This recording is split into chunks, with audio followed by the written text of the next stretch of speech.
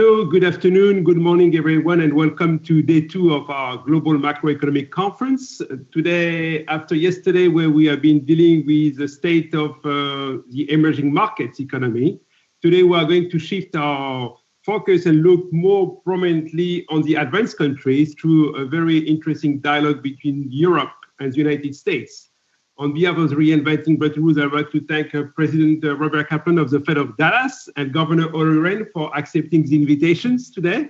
The session will be moderated by Beat Siegenthaler from UBS. Beat, thanks again for your support for continuing this event for the last few years. And I give you the floor. Over to you. Thank you. Thank you very much, Mark, and welcome everyone to this macro conversation. I'm Beat Siegenthaler of the UBS Knowledge Network, our content function on the business side, bringing you the best market intelligence from our trading floors around the world. And I have with me two perfect speakers to talk about central banking. Olli Rehn, Governor of the Bank of Finland since 2018, and as such a member of the ECB Governing Council. Before that, he was Minister of Economic Affairs in Finland, and prior to that, European Commissioner for Enlargement from 2004 till 2004, and before that, European Commissioner, or after that actually, European Commissioner for Economic and Monetary Affairs and the Euro. So very illustrious career there for Finland and in Brussels as well. And we have Robert Kaplan, President and CEO of the Federal Reserve Bank of Dallas, in that position since 2015, representing his district in the FOMC. And overseeing 1,200 employees at the Dallas Fed. He used to be a professor of management at Harvard Business School, and before that had a 23-year career at Goldman Sachs, including as vice chairman.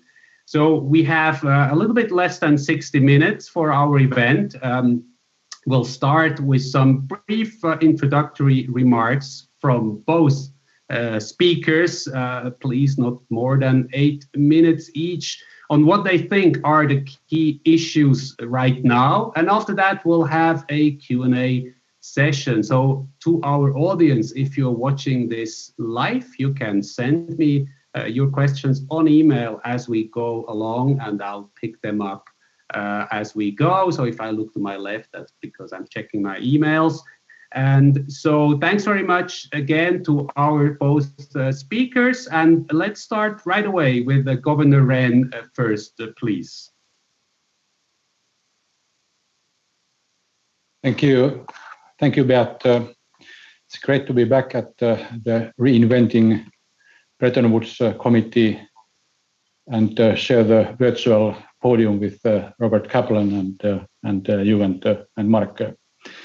So, dear friends, I thought of saying a few words about the economic and monetary policy outlook in Europe. And I start with the economic outlook and its big picture, which is both at the same time both straightforward and complicated, full of uncertainties, as we know. We had an initially strong rebound in the second half of last year in the euro area economy, but it contracted in the last quarter due to the new wave of infections and lockdowns, while a firm recovery is expected on the back of vaccine rollout and accommodative policies in the second half of this year. Still, virus mutations and containment measures create elevated uncertainty, and that continues to weigh on activity in the short term. The ECB's latest forecast from March, about a month ago, projects around 4% growth in the euro area this year and next year, 22. Subsequently, growth is expected to slow down to around 2% in 2023. My home country, Finland, has weathered the COVID-19 crisis perhaps less dramatically than than many other countries, relatively well in international comparison, even though we've had our share and we have a new lockdown for the moment. The Finnish economy contracted. Finnish economy is kind of a microcosm of the Eurozone economy. It contracted by 3% last year, and we expect this year and next year growth of about 2.5% before it will become more muted in 2023. Turning to inflation and monetary policy, we've seen a spike in inflation recently in the euro area. However, the recent spike seems to largely reflect temporary factors, and there is so far little evidence of the trend inflation or the core inflation moving close to the ECB's target.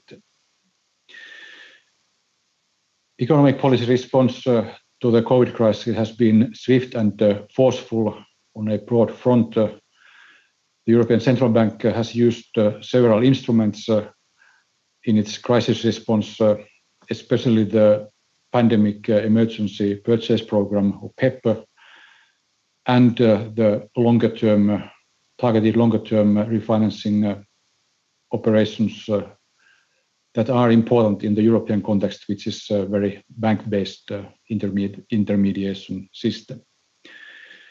Using forward guidance, the ECB Governing Council has made it clear that it is ready to do whatever it takes within our mandate to support economic activity across Europe in these difficult times.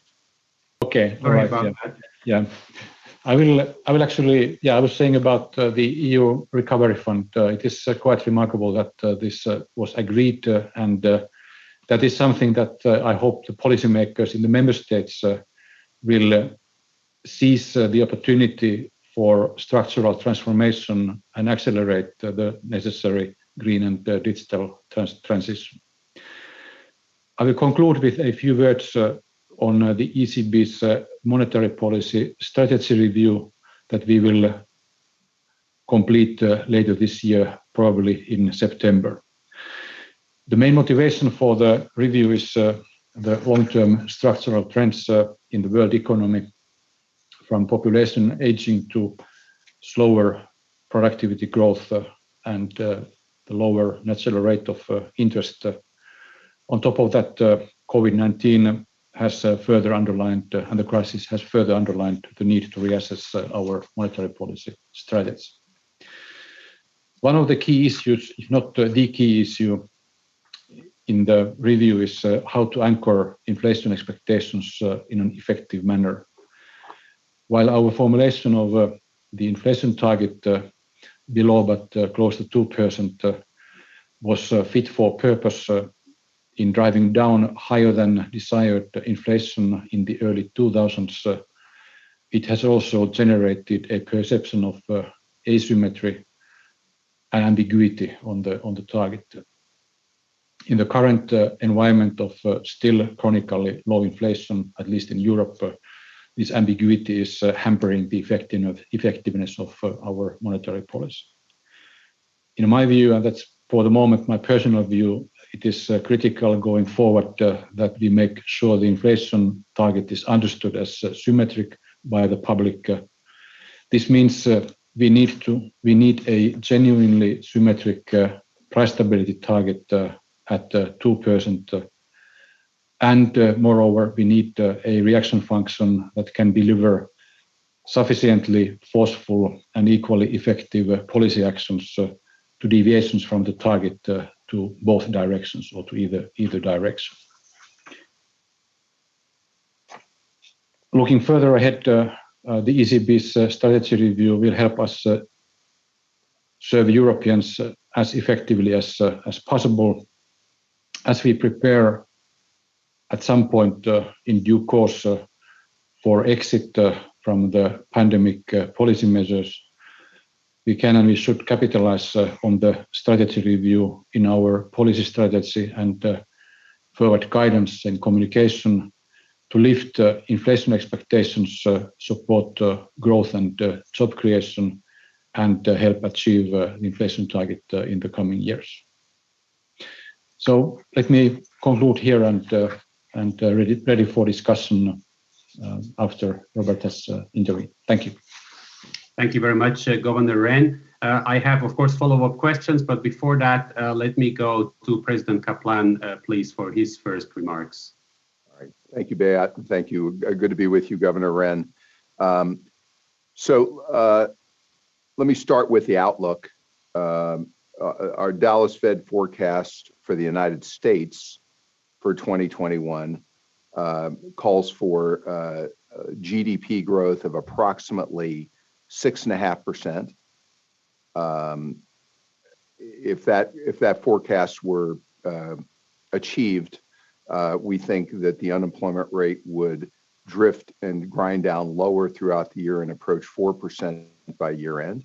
And we do think inflation will clearly get stronger during the year, and particularly when we get into the summer months of 2021, you're going to see year-over-year comparisons that are could be well in excess of the 2.5%.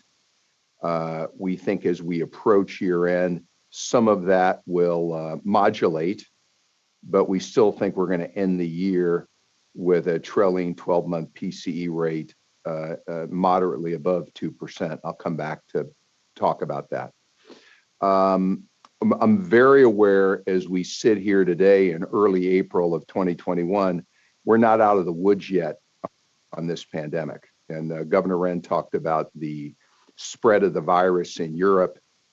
And I would put it the race between vaccinations and the spread of the virus and mutations of the virus is still an issue.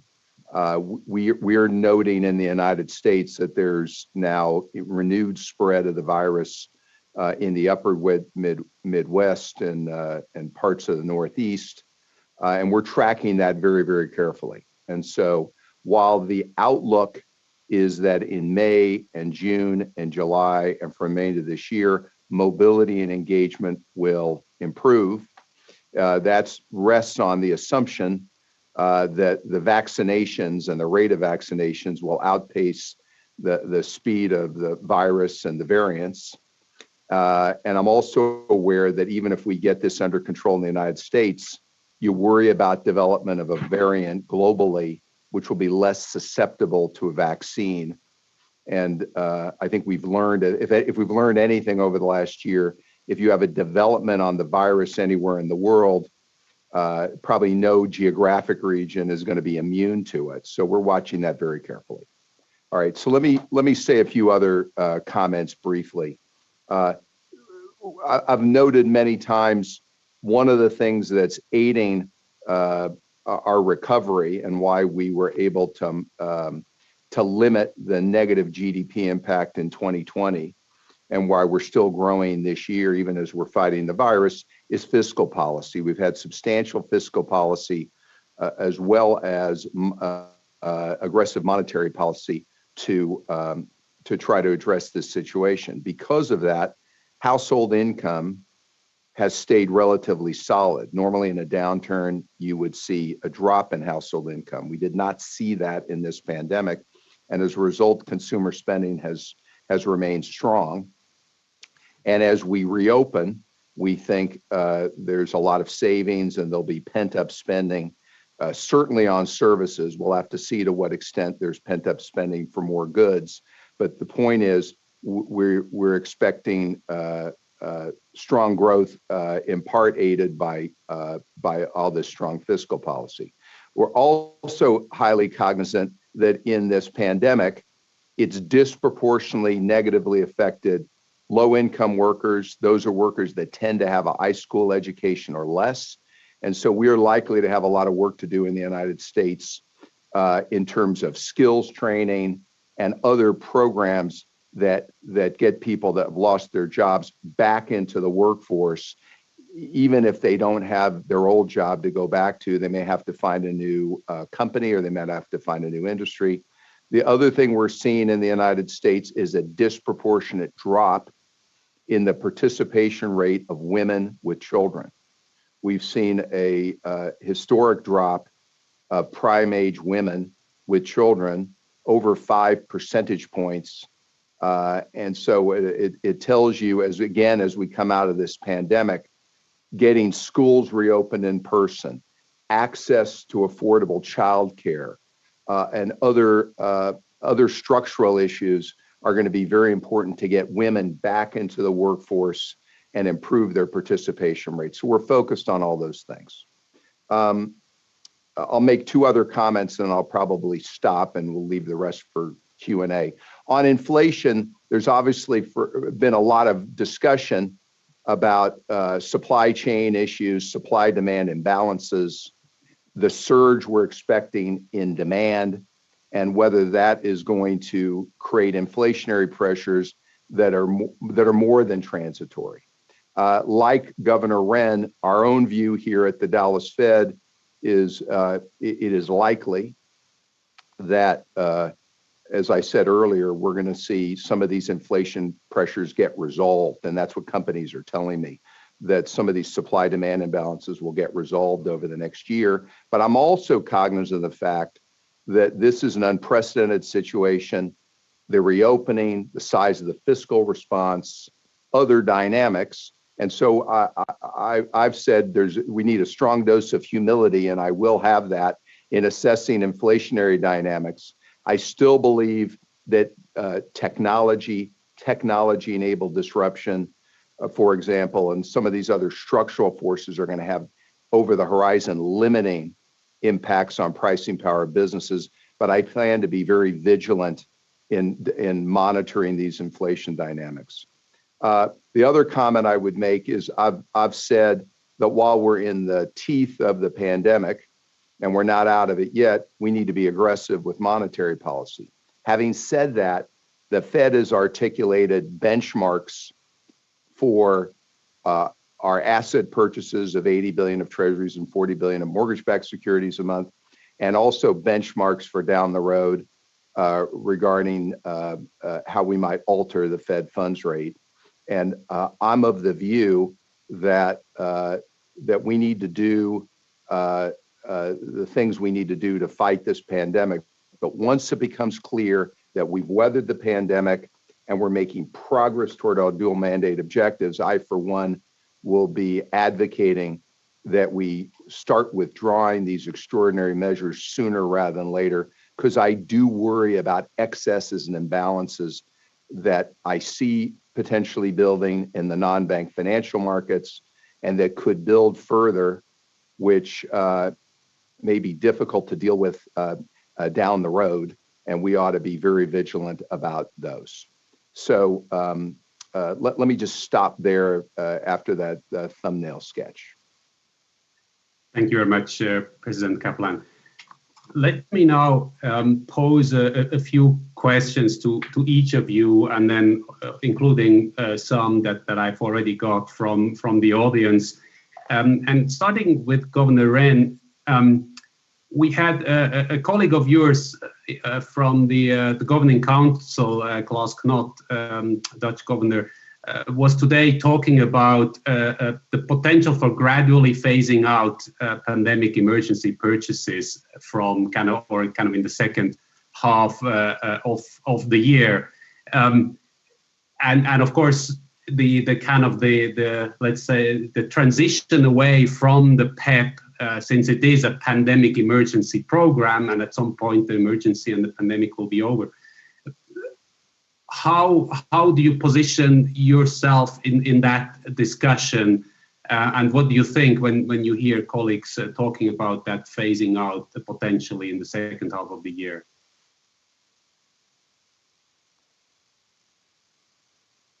Thank you, Beat. You go straight to business, no small talk, seemingly. It's the Finnish one. Very much appreciated. We Finns, we are not very good at small talk, so that's fine. Well, I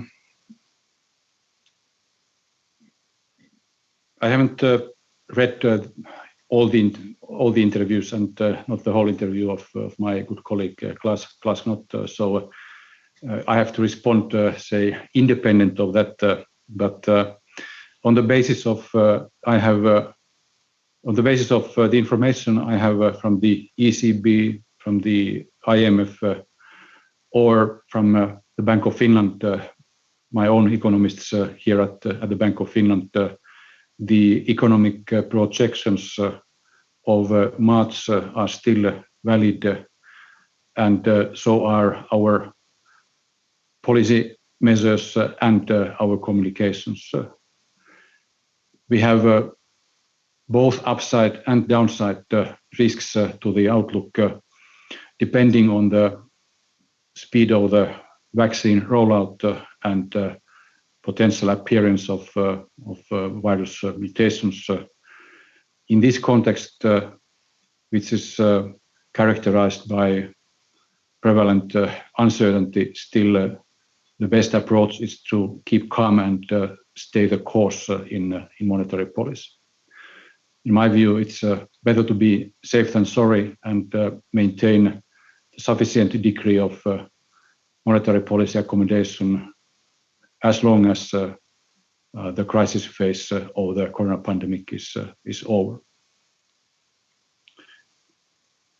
I think I might add that in terms of our decisions, we have clearly indicated that we will continue to do net purchases under the pandemic emergency purchase program at least until March 2022, so March next year, or in any case until the time we judge in the Governing Council that the corona pandemic crisis phase is over. And when I refer to the crisis phase, at least for me, that means not only the health crisis, but also the economic crisis. So you can deduct the time frame from there. Right. And if I just might follow up on that and kind of looking back to the March decision, and there were various officials, I guess, have commented afterwards, and we had the usual sources, stories, and so on. But I guess one thing that investors on our side, on the market side, have kind of concluded is that the March decision was apparently seen as a kind of a front loading of these PEP purchases. And would you agree with that interpretation? And does that mean, well, obviously front loading means one does more first and less later. So, and on the base of that, would it be right to say that, well, at some point, these purchases, it's not just going to be flat from here on in terms of the amounts per month or even per week, which I guess on our side we watch very carefully, but it's hard to make necessarily sense of them because they fluctuate, obviously. You are right that we decided to significantly increase the monthly purchases during the second quarter of this year under the PEP program, and that's what we are doing. We are practicing what we preached in our March meeting, and at the same time, one of the virtues of the PEP program is its flexibility, which means flexibility across asset areas, across jurisdictions, across time as well. And we have currently the total envelope of 1,850 billion euros or 1,850 billion euros. And we have clearly said that this total envelope can be recalibrated, i.e., in plain English, can be increased if needed and as appropriate, or it doesn't have to be used in full if deemed appropriate. So we have a flexibility. The core issue is we will aim at maintaining favorable financing conditions, and the central bank usually has the possibilities and tools of maintaining favorable financing conditions. Thanks very much. Let me go then to President Kaplan and try to also ask a direct question, but not the same ones that you got in the Wall Street Journal interview, which was out earlier today. So I hope I ask different questions because we can read your answers there. But I guess one thing that I imagine on the policymaker side is quite tough with this interaction with the market, particularly when it's about forward guidance, when you're talking about potentially, how long certain things will remain in place or not. And so the question would be, what tools do you think the FOMC has in case the market is pricing in too aggressive a normalization? I mean, one can easily imagine that over the next few months or even weeks, the market will get, we'll get these really good economic numbers, we'll get higher inflation, and the market might price in early tapering, early rate cuts. How do you think you would deal with this type of situation? So there's always a balance, and the one way to deal with this is our communication. And here's the balance. The balance on the one hand is we're coming out of a very traumatic pandemic, which we all know, and we're not out of the woods yet, and there's likely to be some scarring as we come out. That's on the one hand. On the other hand, we think over the horizon, once we do emerge, we're going to have very robust growth. We've got substantial, historic amount of fiscal support, much more than the Great Recession. And it's worth noting, as we sit here today, equity markets are at historically elevated levels. If you look at equity markets divided by GDP, credit spreads are historically tight, and housing market levels are now at historically elevated levels, not speculative, but historically elevated levels. So that tells me that I personally would want to reassure the market until we're out of the woods, and while we're in the pandemic, we're gonna act aggressively. But I also would want to communicate. This is me talking. I would want to communicate that once it's clear we've emerged from the pandemic and the Fed is achieving some of these benchmarks we have set up, I would rather communicate that they should expect we will be withdrawing some of this extraordinary level of accommodation, because I fear not conditioning the market for that will lead to more excess risk taking, potentially more leverage in the non-bank financial system, and I think excesses and imbalances that'll be tougher to deal with as we begin to go through the process of altering the stance in the years ahead of monetary policy. So I would rather communicate. If we're going to see the market off, I'd rather see them expect a little tougher, not easier. But that's Rob Kaplan speaking. But I think that would be healthier. Right. You're talking about excess risk taking, and you mentioned financial stability in your opening remarks as well.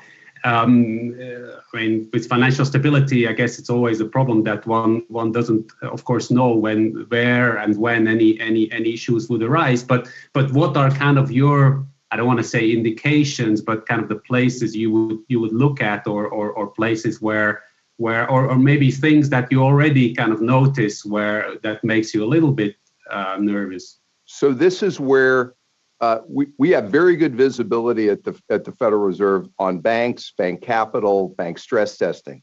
I don't think we have very good visibility on the size of risk being taken in the non-bank financial market. So what I do in periods like this is do a substantial amount of discussions with contacts to understand risk-taking mindset, hear anecdotes about what's going on. But you got to acknowledge we don't have good visibility. And I'll go back to March of 2020.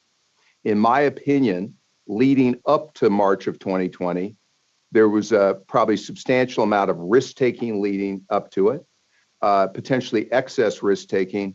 And while the March financial shocks had a lot to do with COVID. I think they were maybe made more extreme by the fact that people needed to de-risk and they needed to do it quickly. And so I think calls with anecdotes are concerning me. What I hear from people is institutions, less in cash, reach for yield, longer duration risk, less liquidity.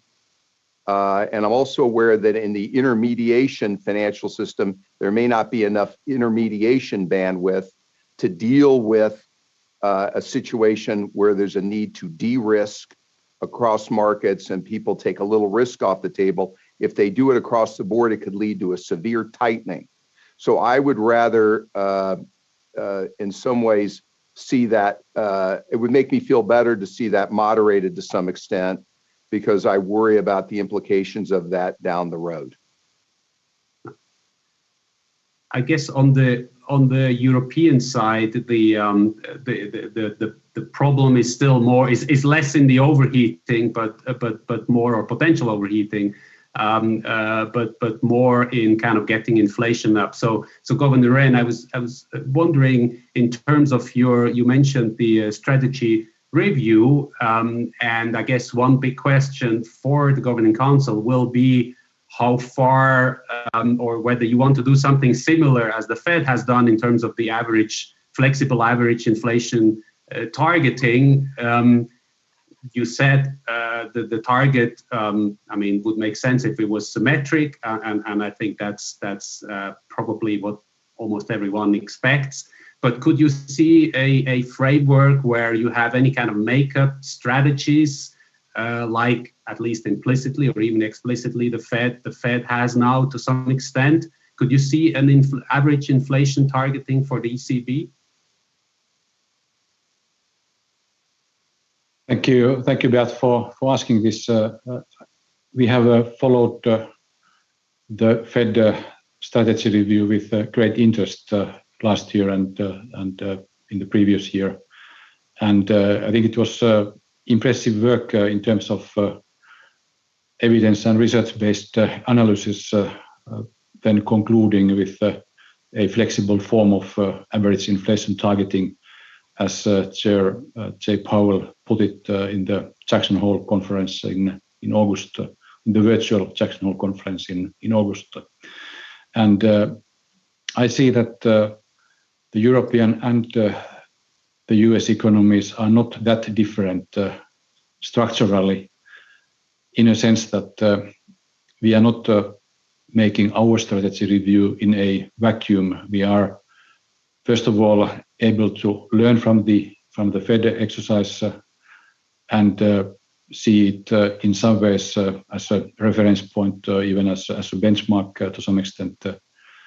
And secondly, of course, the Fed strategy review and the decision to go for some form of flexible form of average inflation targeting also has material consequences across the pond, in a sense that I would say that the combination of both the Biden fiscal package and the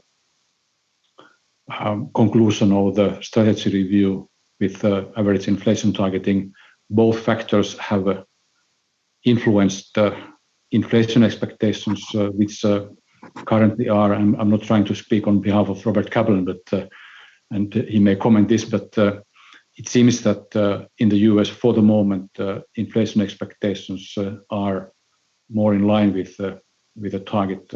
In Europe, we are clearly below, not where Japan is, but clearly below. So in my view, in that sense, we have something to learn, both in terms of economic analysis and also to take into account, secondly, in terms of say, monetary policy and economic consequences. Maybe one final point, the ECB mandate is often considered in a too simplistic way. I know that this audience does not do so, but sometimes in the debate it is considered in a very simplistic way. The ECB's mandate has two broad parts. The primary mandate, the primary objective is maintaining price stability. That's very clear. But at the same time, I don't want to talk about secondary objectives. It's other relevant objectives. The ECB, according to the EU treaty, the European Central Bank should aim at supporting economic policies that strive for sustainable development, balanced growth, and full employment.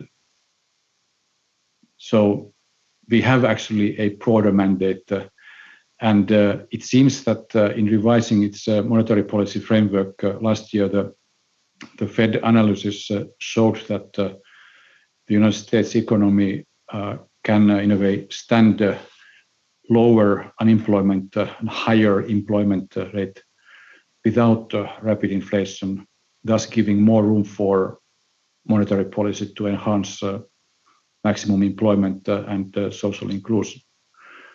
So we are looking into these matters as part of our strategy review too, and the Fed's findings serve as a relevant benchmark. In my view, a symmetric inflation target should be supported by some form of average inflation targeting, but with plenty of discretion, no autopilot. Thank you. And then the second question on the recovery fund, and you have many years of experience on the Commission side. The EU recovery fund seems to be a little bit slow, and I'm just curious, what do you think? How exasperated are your former colleagues in Brussels that everything is so slow, and how confident are you that in the end things will be delivered as planned, and that it will be supportive from an ECB point of view? I don't want to participate in constitutional discussions in Germany, to which you were alluding to, indirectly at least. Besides, it is the European Court of Justice that has jurisdiction on European institutions and their decisions, and we count on that, we work on that basis. Of course, these delays are unfortunate because they affect the overall climate and credibility of the institution. On the other hand, based on the previous experiences, these kind of challenges have been overcome in the past one way or another. Concerning timing, I may be a little bit unorthodox here, but in fact, if you look at the situation from the European point of view, the overall situation and the policy response. So if our projections, the ECB or the IMF projections are more or less correct, we should see a rebound and recovery in the second half of this year. It should be in a quite strong swing next year. This means that, and on top of that, the United States Biden fiscal package will have spillovers also in the Eurozone, pretty much continuing next year. So, in fact, it may not be so unfortunate if the main impact of the European Recovery Fund or the Next Generation EU Fund will be felt next year, 22, and the following year, 23. Besides, it is not only counter-cyclical fund, it is, for me, it's more a, say, reforming and investment fund, helping European companies, enterprises, and societies, economies to embrace and speed up digital and sustainability transformation. So I'm not saying that this time lucky, but it's possible that time-wise, the impact of the European Recovery Fund may actually fit quite well into the overall policy picture. One final word then. the policy response of the European Central Bank and the Eurosystem or monetary policy in Europe will have to continue to be very accommodative for quite a while still, so that we will indeed maintain favorable financing conditions beyond all this to make sure that there will be no double dip recession, so that the bridge we are building across the troubled waters will not be like the Pont d'Avignon, like the bridge of Avignon that is cut in the middle of the river. If you have been to the city of Avignon, you may recall the Pont d'Avignon, which is cut in the middle of the river. We will build a bridge to the other side, to the other shore, and not stop short of that. That would be a perfect segue to talk about the infrastructure program with President Kaplan, but we'll not do that. Instead, for the last 15 minutes, I'll just take a few questions that I got from the audience, and to go over to Dallas again. One question for the Fed is in terms of the sequence of the exit strategy. Would there necessarily, in your view, President Kaplan, have to be kind of a full taper of the asset purchases before rates can be hiked, or would there potentially be some middle way, or how are you thinking about the sequencing of leaving these measures? I'm aware and cognizant that in the aftermath of the Great Recession, the Federal Reserve completed the tapering before we adjusted the Fed funds rate.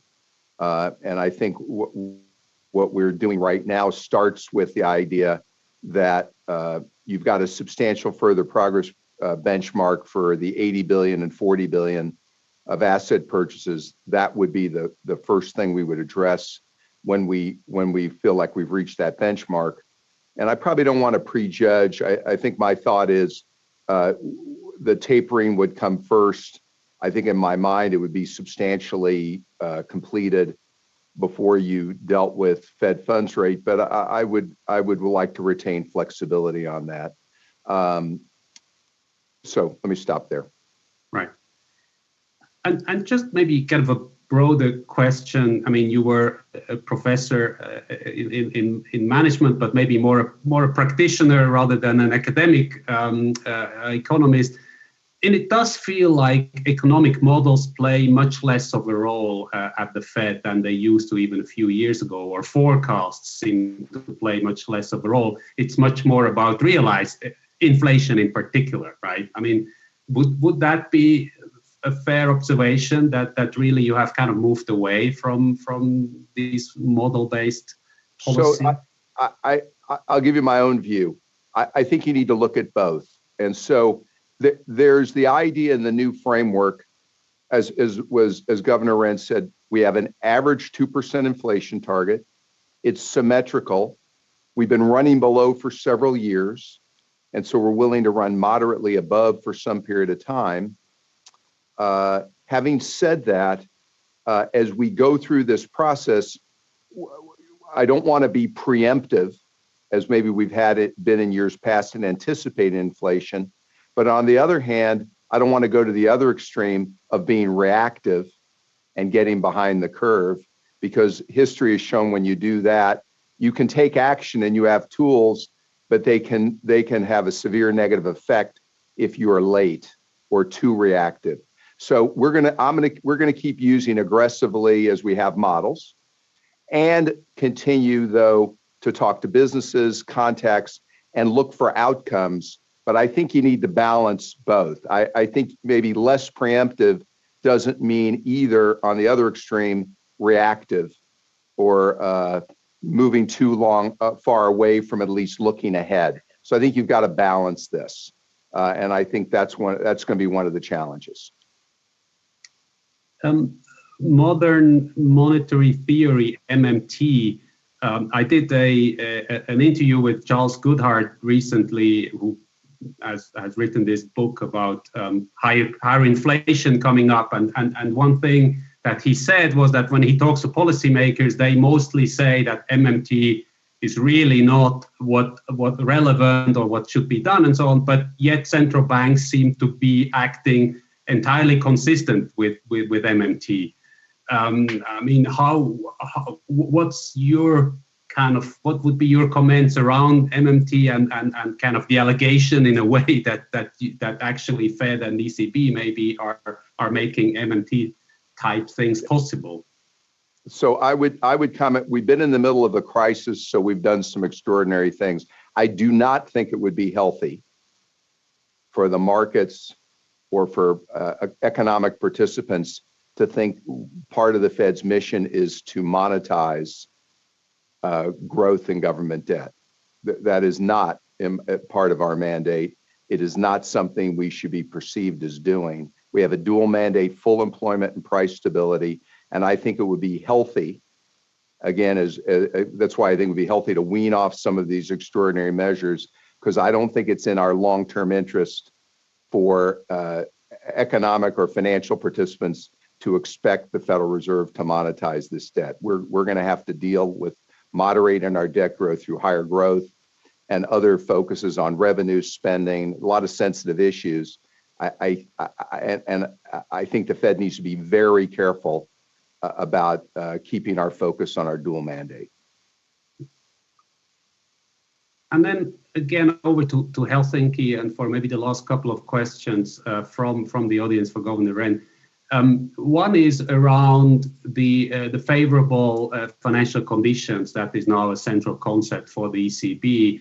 And so the question is, how does the ECB know what is favorable? What are the indicators? I mean, we have heard about holistic and multifaceted and so on. But maybe if you could simplify that a little bit for us. And then one specific question is, what's the difference to yield curve control, which we love to discuss in the market. So your point of view from the ECB, seen from the ECB, please, Governor Rehn. Thank you. The yield curve control is, as we know, very rigorous, usually a very rigorous, sometimes even automatic way of dealing with long rates or high long rates, as practiced by the Bank of Japan, for instance. In the European context, in the Eurozone, we have, in fact, not one yield curve. We have 19 long-term yield curves, or 20 if you count the European Union, which is actually creating quite a lot of public debt with its forthcoming European Recovery Fund, or 21 with the European Investment Bank, ESM, so on and so forth.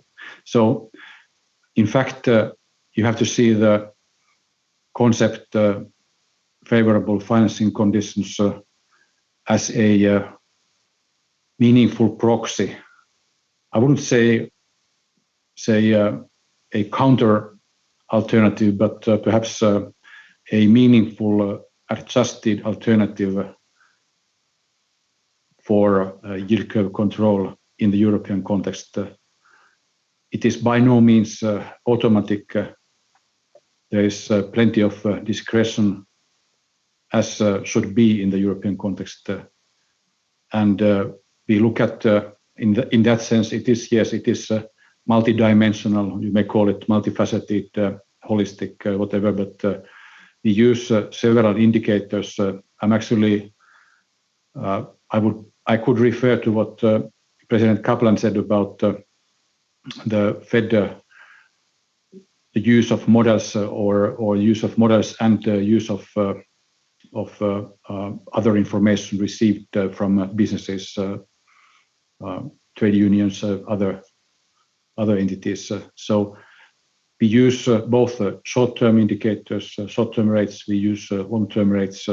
We look at credit conditions, and on that basis we make our judgment. And in that sense, ensuring favorable financing conditions, like monetary policy in general, is less of a science and more of an art. And just one more very, very specific question regarding negative rates.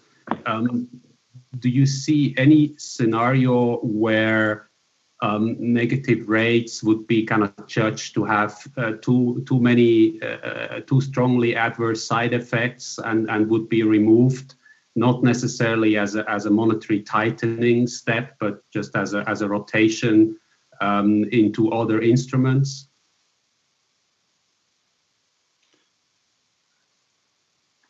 I could see some scenario, but I don't want to talk about it because it is not a realistic scenario. So it goes to the speculative side of discussion. But even more seriously, it is an important issue, and we are looking at the side effects of negative rates, like we are looking at side effects, positive and negative side effects of every policy instrument. For now, at least, we don't see that the reversal rate or a reversal rate would be there or would dominate. And one factor which has been an important institutional innovation has been the tiering system, the two-tier system, which has alleviated this concern and created more room for instance, both negative rates and for long-term refinancing operations. So in that sense, to sum up, I would say that yes, we are monitoring it, but for now we are not seeing that the side effects would dominate. But of course, every central banker would at some point like to come back to a certain degree of normality, which I hope to see at least by the time of my second term at the Bank of Finland. And then just one last question that I'll ask to the both of you, but maybe first to President Kaplan. In terms of climate change, that somebody would like to know, and I can hide behind the question as it's being asked by someone, which is that the Fed is lagging, according to this person, is lagging in thinking about climate change, and whether you think you're going to catch up to the ECB and others in terms of the innovative thinking. Well, I guess the basic question is, what role would you see for a central bank like the Fed in this area of climate change? So you may know, just from reading some of my essays, we've been working on climate change issues at the Dallas Fed for several years. Why? We're on the receiving end of hurricanes, droughts, floods. We've got some of the most important petrochemical and refinery infrastructure in the country, the ports along Houston and Galveston, which are very susceptible to extreme weather events. We just had an extreme weather event a month ago, which had substantial business interruptions. So as part of understanding business conditions and economic conditions, it's central to my job. And it's unusual to talk to a business leader, including in the fossil fuel industry, that is not spending substantial amount of money on greenhouse gas emissions, limitations, sequestration, wind, solar, battery storage research. It's across the board. And then there's the financial stability issues. So we pretty well internalized it into meeting, it's essential to meeting our dual mandate objectives. I watch what other central banks around the world are doing, particularly as it relates to financial stability, but we actually at the Dallas Fed look much more broadly than just financial stability. It's central to our understanding economic conditions in our district and in the United States. And on the ECB side, if I can ask, what specific instruments do you think you would use? And of course, there is a little bit of controversy how far the ECB should go, and I'm curious on which side of the discussion you would place yourself, Governor Rehn. You're talking to a proud and happy owner of the first edition of the Brundtland Commission's report from 1988 or 89, which was the first report that launched the debate on global warming. We've seen many of those after that. It has become a central issue in policy making across the world. And from the point of view of the European Central Bank, it is one of the key issues in our strategy review. I referred earlier to the mandate of the ECB. The mandate of the ECB includes supporting other goals of the European Union, such as sustainable development, and that gives us the legal, the constitutional base to work to help mitigate climate change. Having said that, it is important to underline that it is nevertheless the national governments and the international community that has the main responsibility of policies to respond and mitigate climate change. We would prefer a global carbon tax. That's the first best according to every economist. But we live in a second best world, and that's why we have to work on the basis of the Paris Agreement, EU emission trading scheme. In the ECB, we are discussing whether we would introduce principles of combating climate change into our purchase programs. We've done that at the Bank of Finland already some years ago in our own investment policy, where we practice the UN principles for responsible investment, which is a rather rigorous system of ensuring that your investment policies are in line with sustainability and responsibility. Thank you very much, Governor Rehn. Thank you, President Kaplan, for a great discussion. We have reached the end of our time, unfortunately, but thanks again, and thanks to our audience for watching, and hope to see everyone soon. Thank you. Bye-bye.